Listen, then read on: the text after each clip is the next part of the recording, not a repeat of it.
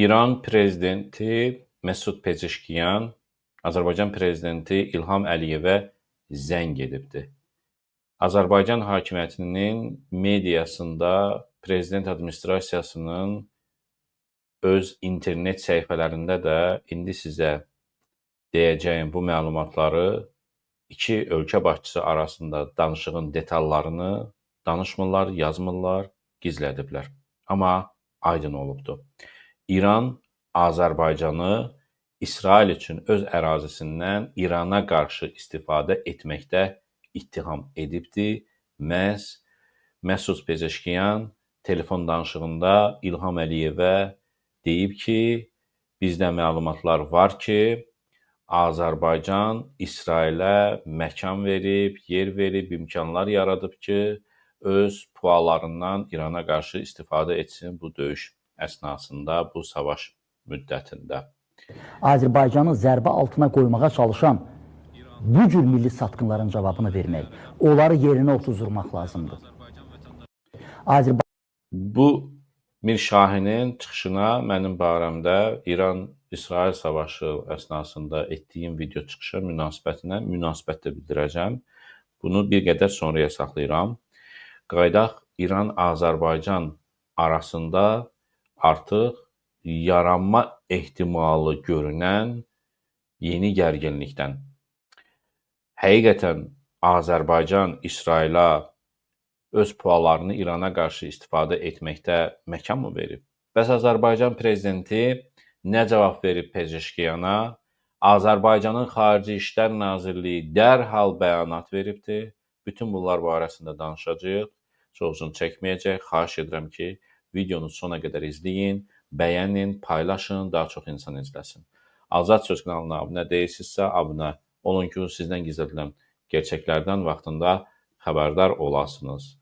Azərbaycan hava məkanından istifadə ilə bağlı yayılan məlumatlar araşdırılmalıdır. Deməli, İran prezidenti Məsud Pezeşkiyan İlham Əliyevə dünən 27 iyun tarixində zəng edibdir. İsrail PUA və dronlarının İranı vurmaq üçün Azərbaycan hava məkanından istifadə etməsi ilə bağlı yayılan məlumatların araşdırılmasını istəyibdir. O həm də Əliyevə təşəkkür edib, Siyonist rejimin təcavüzü zamanı göstərilən dəstəyə və həmrəyliyə görə Azərbaycan hökumətinə və xalqına təşəkkür edirəm. İlham Əliyev deyib ki, Azərbaycan hava məkanı İrana qarşı istifadə olunmayıb, Azərbaycan hava məkanına tam nəzarət edir və onun dost qonşuya qarşı istifadəsinə icazə verilmir. Bütün bunlar İranın prezident administrasiyasında İlham Əliyev və Pezeşkiyan arasında olan danışığın mətnidir, yayılıbdır. Amma Azərbaycan mediasında və həmçinin də İlham Əliyevin rəsmi xəbər saytında bunlar danışılmayıb, İran-Azərbaycan münasibətləri, dostluğu və s. yazılıbdır. Amma Pezeşkiyanla İlham Əliyevin əsas söhbəti dilə gətirilməyib, yazılmayıb bizə. Biz həmişə olduğu kimi İlham Əliyevlə, ümumiyyətlə Azərbaycanla bağlı məsələləri başqa ölkələrdən eşidirik. Əgər İlham Əliyev hansısa prezidentlə danışırsa, Azərbaycan mediasından bunu xəbər ala bilmirik ki, nə üçün danışırlar. Başqa ölkənin başçısının rəsmi internet saytında yayılır, biz də xəbər tuturuq. Bu bizim üzr istəyirəm hamınızdan, amma gerçəkdən də bədbəxt edilmiş bir xalq olduğumuzun göstəricisidir ki, bizi öz rəhbərliyimiz saymır və bizə məlumat vermək belə istəmir, adam yerinə qoymur. Qaydaq mövzuya dəyərli dostlar, deməli, bu ittihama cavab olaraq Azərbaycan Xarici İşlər Nazirliyi bəyanat verib. Bildirib ki, həmçinin bu məlumatı dilə gətirənlərdən də biri İranın Ermənistanda olan səfiridir və buna qarşılıq olaraq da Azərbaycan Xarici İşlər Nazirliyi bəyanat verib. Sitat: İran İslam Respublikasının Ermənistandakı səfiri Mehdi Sobhaninin güya Azərbaycan ərazisindən İrana qarşı istifadə edilməsi, yəni İsrail dronlarının Azərbaycan ərazisindən hücum həyata keçirməsi ilə bağlı səsləndirdiyi əsassız və təxribat xarakterli iddialarını qətiyyətlə rədd edirik. Bildiririk ki, Bu iddialar Azərbaycan və İran arasında bir-birinin ərazi bütövlüyü və suverenliyinə qarşı hörmətlə daxili işlərə qarışmamağa əsaslanan münasibətlərə xələl gətirir. Azərbaycan prezidentinin İran prezidenti ilə bu yaxınlarda telefon danışığı zamanı, eləcə də Xarici İşlər Nazirinin həmkarı ilə telefon danışığı zamanı müvafiq qaydada izah etdiyi mövqe fonunda İran səfirinin iddialarını açıq təxribat kimi qiymətləndiririk. Azərbaycan Respublikası onun hava məkanının və ya ərazisinin hər hansı dövlət tərəfindən qonşu İran Respublikasına və ya hər hansı digər ölkəyə qarşı hərbi əməliyyatların aparılması üçün istifadə edilməsi ilə bağlı iddiaları qəti şəkildə təkzib edir. Bu cür iddialar əsassızdır və bu barədə heç bir mötəbər sübut yoxdur. Mənim diqqətimi Xarici İşlər Nazirliyinin bax bu sonuncu cümləsi çəkdi. Bu cür iddialar əsassızdır və bu barədə heç bir mötəbər sübut yoxdur. Xarici İşlər Nazirliyinin bəyanatında sübut yoxdur deyilmir, mötəbər sübut yoxdur deyilir. Belə aydın olur ki, ola bilsin ki, hansısa sübutlar, məlumatlar Azərbaycan tərəfinə, İran tərəfindən bildirilibdir, göstərilibdir və bunun araşdırılması da məhz Pezeşkiyan telefon danışığında İlham Əliyevə deyir. Amma Xarici İşlər Nazirliyi və Azərbaycan rəsmi şəkildə dövlət olaraq bildirir ki, mötəbər sübut yoxdur. Yəni, hər hansısa ortada sübut kimi qəbul oluna biləcək məlumat var, fakt var. Bu faktı da elə-belə bir şey deyil ki, prezident səviyyəsində prezident olan Pezeşkiyan İlham Əliyevə telefonunda bunu desin. Ciddi olmasa, niyə Pezeşkiyan İlham Əliyevə bu sözü deyir? Daha sonra İran tərəfindən münasibətlərimizin ruhuna uyğun olmayan bu kimi addımların qarşısının alınması, həmçinin ölkəsini təmsil etməkdənsə mütəmadi olaraq ermənipərəst mövqe nümayiş etdirən səfirin səsləndirdiyi fikirlərlə bağlı lazımi addımlar atmasını gözləyirik. Dəyərli dostlar, çox dərin və müəmmalı məqamlar var. İndi sizin diqqətinizə çatdıracağam. Fransa Kəşfiyyat Xidməti Azərbaycanda hansısa məlumatlara mı sahib olub? Ermənistan tərəfinə və İranın Ermənistandakı səfiri vasitəsilə bu məlumatları diləmə gətirib və nəticədə bu İran dövləti tərəfindən bilinir və Azərbaycana prezident Pezeşkiyan İlham Əliyevə deyir ki, bu araşdırılsın. Yəni bunlar sadəcə sualdır, dəyərli dostlar. Mən bunu fakt kimi dilə gətirmirəm, demirəm ki, həqiqətən də belə bir şey olub. Amma çox düşündürücüdür ki, İran prezidenti bunu dilə gətirir. Bu hansısa İran parlamentinin bir nümayəndəsi, deputatı deyil. Bu hansısa bir İranın hansısa şəhərinin mollası, baş mollası deyil. Əvvəllər belə çıxışları olubdur. Bu İranın prezidentidir. İranın prezidenti Azərbaycan prezidentinə telefon danışığında deyir ki, bu məsələ araşdırılsın. Və İlham Əliyev cavab verir ki, Azərbaycan öz ərazisindən istifadə verməyibdir İsrailə, İrana qarşı. Amma dediyim kimi, əvvəlcə öz fikrimi deyim, mən inanmıram ki, nə İlham Əliyev o qədər ağılsız ola ki, yəni açıq-aşkar və rahat şəkildə İsrailə şərait yaratsın ki, öz ərazisindən hava quru və yaxud da su məkanından. İndi dənizə aid olan bəzi ehtimalları da mən səsləndirəcəm. Çünki bunları mən oxudum xarici mediada. Deməli, İlham Əliyev elə ağılsız deyil. Çünki həqiqətən Azərbaycan ərazisindən İrana qarşı İsrailə imkan yaradılmış olsaydı və bu da sübuta yetirilsə, bu iki dövlət arasında böyük çaxnaşmaya, qarşıdurmaya gətirib çıxarar və bu sadəcə söz dəyişmələri olmayacaq. İran Azərbaycana raket ata bilər. İranın o qədər raketi var ki, çoxdur. Boş-boşuna da atırdı. Hətta İsrailə belə boş-boşuna raket atırdı ki, onlardan birisi düşsün. Və Azərbaycanın dəmir qübbəsi yoxdur və hava məkanını qoruyacaq da sistemi yoxdur. İsrail də Azərbaycana o dəstəyi verməyəcək və çünki özünü tam qoruya bilmədi və o sistemləri Azərbaycana mı gətirib, Azərbaycana dəmir qübbə mi verəcəkdi? Yəni bütün bunları Azərbaycan prezidenti və hökumət əlbəttə ki anlayır və mən ona görə əvvəlki çıxışlarımda da dedim ki, inanmıram və mən mümkün hesab etmirəm. Mümkündür əlbəttə ki, hər şey mümkündür. Amma yəni ehtimal etmək mümkün olmur. Çətin gəlir ki, Azərbaycan öz məkanını versin İsrailə. Təbii ki, bu iddialar İsrail raketləri tərəfindən Təbriz və ətrafının, Cənubi Azərbaycan, Azərbaycanın bu 86 min kvadrat kilometrlik ərazisinə yaxın olan ərazilərinə vurulması İranda şübhələr yaratdı və bu şübhələr də təkcə şübhələr deyil, artıq görünür ki, hansısa məlumatlar var və görsənir ki, hansısa sübutlar da təqdim edilibdir və bu bizə bildirilmir. İran da danışmır bunu, Azərbaycan tərəfi də danışmır, amma prezident Pezeşkiyan İlham Əliyevə deyirsə, deməli bir hansısa sübut da veribdir Azərbaycan tərəfinə və xahiş edib istəyib ki, onlar araşdırılsın. Təbii ki, İran öz araşdırıcı missiyasını, komissiyasını Azərbaycana göndərib, Azərbaycanda istədiyini eləyə bilməz, özü araşdıra bilməz. Azərbaycan tərəfindən bunu istəyir. Yəni və sübut da veribdir. Və belə olmamış olmasaydı, niyə?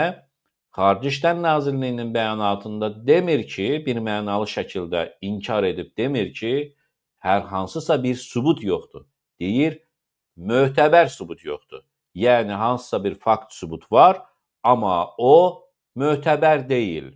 Yəni biz bunu doğru hesab etmirik. Bu keçərli sübut deyil. Düşündürücü sualı. Bəs nəyə görə Ermənistandakı səfirin dili ilə bu dilə gətirilir deyilir? Ermənistanda olan deməli İranın səfiri hər hansısa dediyim kimi o da molla deyil. O da hansısa deputat deyil. O birbaşa dövlətin təmsilçisidir. Mən öz ehtimalımı deyirəm, dəyərli dostlar. Çox ciddi məsələlərdir bunlar. Siz bu müzakirəni başqa yerdə əlbəttə ki, görməyəcəksiniz. Yəqin ki, görməmisiniz ki, bu detallara varılır. Baxın, bildiyiniz kimi Fransa ilə Ermənistan çox yaxın müttəfiqdir. Hərbi müttəfiqdir, müdafiə yardımları edir, kəşfiyyat yardımları edir və bu məlumatları hansısa formada Ermənistandakı İran səfirinə Fransa kəşfiyyatı bildirmiş ola bilər. Belə bir məlumatlar. Bəs Fransa hardan xəbər ala bilir? Bilmirim, günüm yoxsa dərd çəkin buna görə. Bildiyiniz kimi, Fransa xüsusi xidmət orqanları illərdir ki, Azərbaycanda onların kəşfiyyatı at oynadırdı. Yəni, istədiklərini edirdilər və diqqət edin, əvvəlki çıxışlarımızın birində müsahibələrdə Dövlət Təhlükəsizlik Xidmətinə və eyni zamanda Fransanın xarici xidmət orqanlarına birgə kəşfiyyat məlumatları ötürmüş şəxs Süleymanlı, adı yadından çıxdı, yəqin ki, xatırlayarsınız. Fransa kəşfiyyatına işləyən bir gənc idi, Azərbaycanlı gənc. O da danışdı və həmçinin faktlar da ortaya çıxdı ki, Fransa kəşfiyyatı Azərbaycanda at oynadırdı. Kimə qarşı? Azərbaycanın özünə qarşı yox, İran və Rusiya haqqında məlumatlar toplayırdı. Diqqət edirsiniz? Bax, bu indinin söhbəti deyil ki, aylar əvvəl, 4 ay əvvəl bizim etdiyimiz müsahibədən ortaya çıxan məsələdir ki, həmən Fransa kəşfiyyatı Azərbaycanda İran, Çin və Rusiya əleyhində məlumatlar toplayırdı. Onların kəşfiyyat materiallarını əldə edirdi və buna da Azərbaycanın Dövlət Təhlükəsizlik Xidməti şərait yaradırdı, göz yumurdu. Bunlar danılmazdı, inkar edilməzdi və ola bilsin ki, Azərbaycanda at oynadan Fransa kəşfiyyatı və hansısa məlumatlar əldə edib və bunu özləri dilə gətirə bilmir, bunu birbaşa İrana özü ötürə bilmir və öz müttəfiqi olan Ermənistandakı İran səfirliyinə hər hansı formada ötürür və bu da dilə gətirilir. Amma bu məlumatlar, bu faktlar da Azərbaycan tərəfindən sonra verilir. Pezeşkiyan tərəfindən dilə gətirilir İlham Əliyevə. Əliyev isə və Azərbaycan Xarici İşlər Nazirliyi bəyanatında bildirir ki, xeyr, bunlar mötəbər sübut deyil. Deməli, hansısa məlumatlar var. Dəyərli dostlar, çox incə məqamlardır, diqqət ediləsi məqamlardır. Amma mən dediyim kimi, bunlar fakt deyil. Mən demirəm ki, belə olubdur, Fransa kəşfiyyatı ötürübdür. Bunlar ehtimallardır, amma reallığa və üst-üstə düşən və daşları yanaşı qoyduqca, üst-üstə qoyduqca oturan mövzudur və ona görə də bunları istədim ki, siz də biləsiniz və Azərbaycan xalqı gerçəkləri bilsin, belə digər oradan-buradan Mir Şahin kimilərdən eşitdikləri yalanları tirajlamasınlar. Azad söz kanalı var, doğruları danışan tribuna var və danışırıq, Azərbaycan xalqı da doğruları bilməyə haqqı çatır. Biz nə İsrailin tərəfindəyik, biz nə İranın tərəfindəyik, biz haqqın tərəfindəyik. İran haqq olacaqsa deyəcəyik ki, bəli, haqq budur. İsrail haqq olacaqsa deyəcəyik ki, bəli, haqq odur. Mənə maraqlı deyil. Təbii ki, İsrail dediyim kimi bu dövrdə, bu müharibədə beynəlxalq qanunlara, ədalət prinsiplərinə zidd hərəkət edibdir və başqa bir ölkənin hava və quru məkanına zərbələr endiribdir, raketlər atıbdır və ondan sonra İran da cavab veribdir bu öz yerində. Amma bu o demək deyil ki, İran təmiz bir dövlətdir. Ümumiyyətlə, dövlətlərin təmizləri olmur. Hakimiyyətlərin öz xalqlarına təmiz olub-olunması olur. Bunu da deyin ki, biləsiniz. Qaydaq, dəyərli dostlar, Mir Şahinə. Mir Şahin mənim haqqımda nə deyibdir və mən Azərbaycanı, sən demə, zərbə altına qoya biləcək gücün sahibiymişəm. Nə qədər güclüymüşəm, mənim sözümdən xəbərim yox imiş ki. Baxın görə Mir Şahin haqqında nə deyibdir, hansı videoma görə və o videonun əslini sizə göstərəcəm. Zərbə altına qoymağa çalışan bu cür milli satqınların cavabını vermək, onları yerinə otuzdurmaq lazımdır. Bir daha qulaq asın. Azərbaycanı zərbə altına qoymağa çalışan mən Azərbaycanı zərbə altına qoymağa çalışıram, mənim elə bir gücüm var imiş. Yəni, mən bir şəxs fərd olaraq Azərbaycanı, bir dövləti zərbə altına qoya bilərmişəm. Və daha sonra. Bu cür milli satqınların cavabını vermək. Mənim cavabımı vermək. Mir Şahin Ağayev, səndən başqa kim cavab verə bilir? Sizin bütün hakimiyyətiniz gəlsə mənə cavab verə bilməz. Çünki mən haqqam, danışdıqlarımda haqqdır, siz isə nahaq, batil, oğru, quldur, şərəfsiz yığınsınız. Onları yerinə otuzdurmaq lazımdır. Yerinə otuzdurmaq lazımdır. Mən yerimliyəm. İndi mən nə demişdim mən? Bax, İran sərhəddində Mir Şahinin özünün də mənim videomu paylaşıb dediyi şeydir. İran sərhəddində Azərbaycanlıları vətənə buraxmırlar.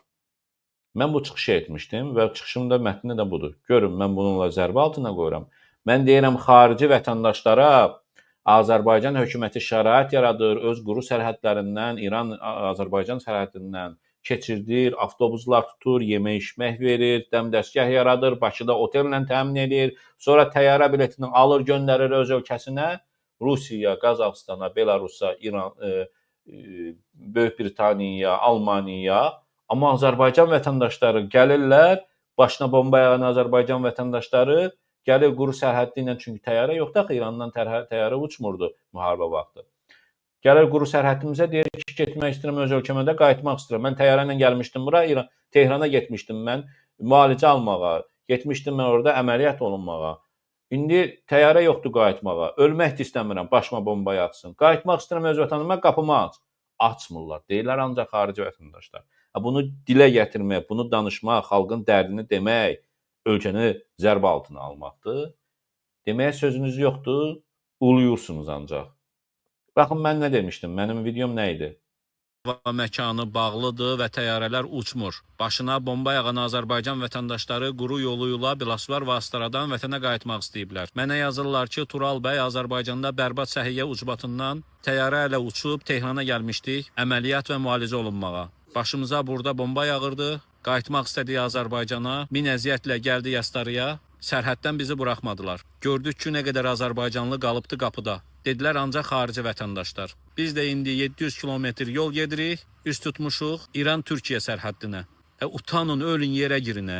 Belə hökumət olar. Rusiya və Amerika vətəndaşlarını quru yoluyla İrandan çıxarıb, dəmdəstgahla onları qarşılayırlar, hər şeylə təmin edirlər. Öz vətəndaşları isə qalıbdı yollarda. Söhbət İrandan Azərbaycana təxliyə olunan xarici vətəndaşlardan gedir. Siz bir qədər öncə Rusiya vətəndaşlarının Azərbaycana... Dəyərli dostlar, bax, bundan ibarətdir. Və həmən adamlar, mənə konkret adamlar yazmışdı. Həmən adamlar 3 nəfərdən ibarət olub. Gəliblər, görüblər ki, yəni atasını götürüb gedib. Bir də başqa bir tanışı, tərcüməçidir, kimdir. Həmçində özü bir qadın idi. Aparıbdı əməliyyata Tehranda. Müharibə düşüb başlayıbdı. Başlarına bomba yağıbdı, yəni əməliyyatı olub, qutarıb bir neçə gün xəstəxanada qalmalıymış, müalicəsi olmalıydı, nə bilim və s.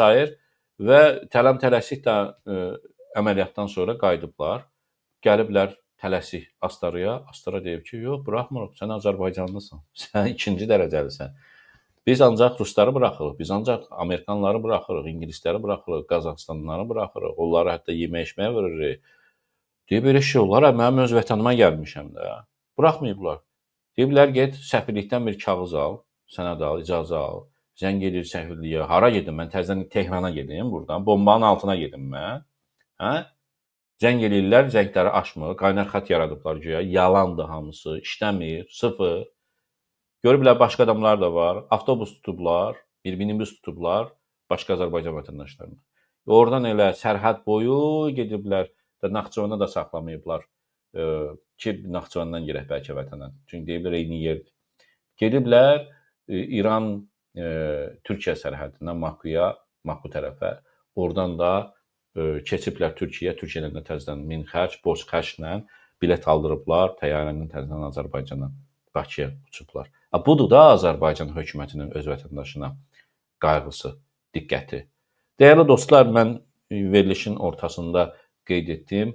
Bəs su məkanı, dənizdən ehtimal varmı ki, Azərbaycanda dronlar İrana qarşı müharibədə iştirak etmiş olsun? Bunlar sadəcə dediyim ehtimallardır və mən heç birinə də inanmıram. Amma o demək deyil ki, mən inanmıramsa olub və ya da olmayıbdır. Amma bunlar sadəcə ehtimallardır.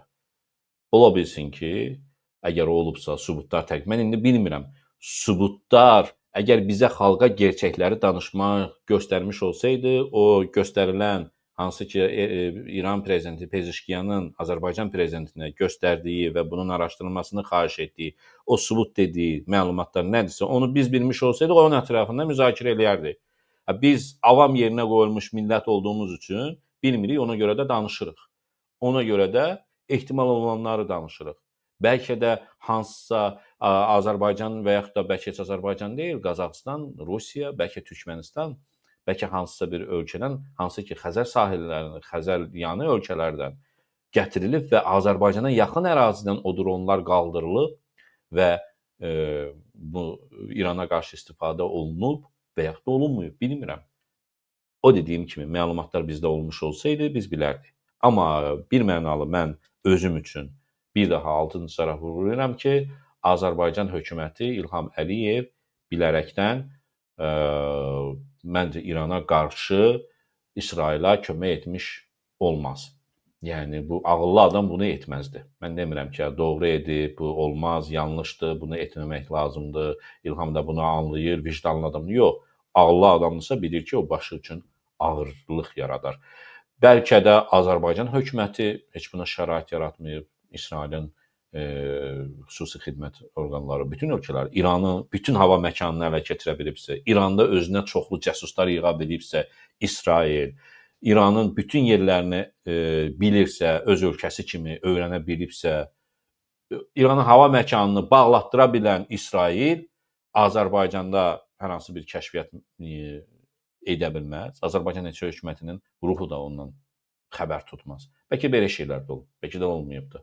Amma bir daha mən vurğulayıram, Azərbaycan hökuməti yəni bu məsələlərdə ağıllı davranıb, məncə davranmalıdır. Yoxsa bilir ki, İran oyuncaq ölkə deyil və Azərbaycan prezidentinə, elə ailəsinə böyük təhlükə yarada bilər. Buna görə də mən şəxsən inanmıram ki, Azərbaycan öz quru hava və yaxud da su məkanını bilərəkdən İsrailə yardım üçün verməyib ki, İranı bombalasın. Hələlik bunları da mən diqqətinizə çatdırmaq istədim. Yəni bəyənin, paylaşın, daha çox insan izləsin. Doğrular Azad Söz kanalında danışılır, göstərilir. Sağ olun.